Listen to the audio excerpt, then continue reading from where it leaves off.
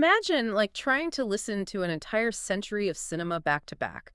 No bathroom breaks, no pauses. Oh man, that sounds intense. Right. Just 85 straight hours of pure, sweeping emotion. So today on the deep dive, we are opening up the private manifesto of the Movie Legends Project. We really want to figure out how they managed to distill 100 years of film into this single, overwhelming audio experience. Because it's really about how music shapes our feelings before our brains even catch up. Okay, let's unpack this. Yeah, the first thing to understand about this project is the sheer mathematical scale of it. We are talking about an archive featuring 1,312 original compositions. Which comes out to roughly 85 hours and 20 minutes of music. Exactly. And it is sprawling. It covers 19 different genres. Yeah, you've got hip-hop, pop dance, sweeping orchestral ballads, all averaging around, 3 minutes and 55 seconds a track. But what really stands out in the metadata isn't the runtime. No, it's the fact that no one is named.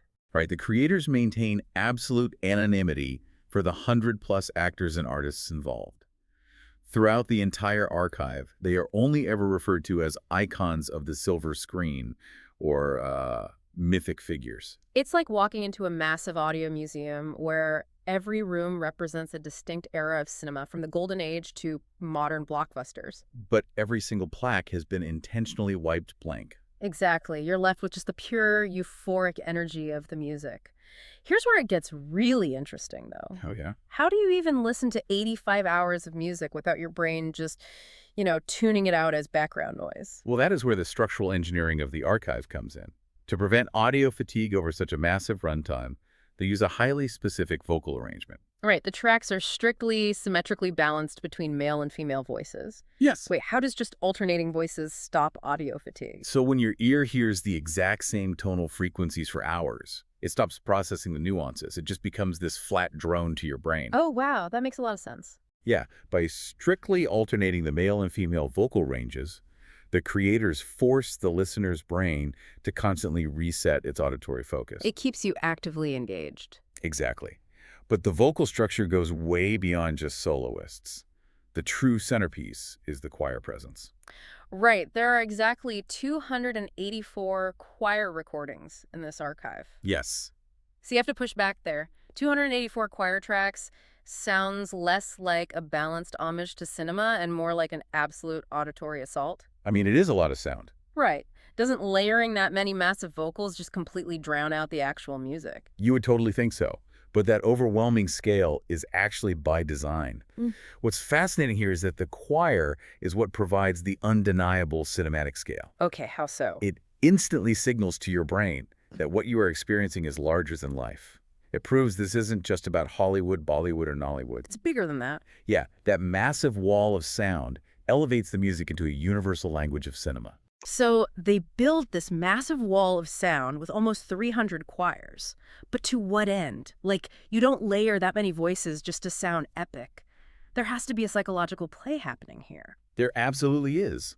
This entire massive structure exists solely to execute one core philosophy about how we process art. Which is that music arrives before the emotion does. Exactly. As the project's private notes point out, you feel the swell of the strings before your brain even understands why. So a film score isn't there to describe what is happening on screen. It exists to tell you how to feel about what you're seeing. Precisely.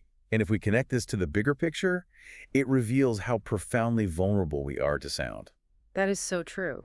We think we are objectively observing a scene or even our own lives, but the audio is already pulling the emotional strings behind the curtain. It sounds highly theoretical, but it's actually a trick we pull on ourselves all the time. Oh, definitely. Think about the upbeat, aggressive playlist you put on before a stressful workout or like a big presentation. Yeah, you are actively letting the music dictate your emotion before the event even begins. Exactly. You are essentially scoring your own reality. It's an unprecedented experiment in bypassing the logical brain entirely.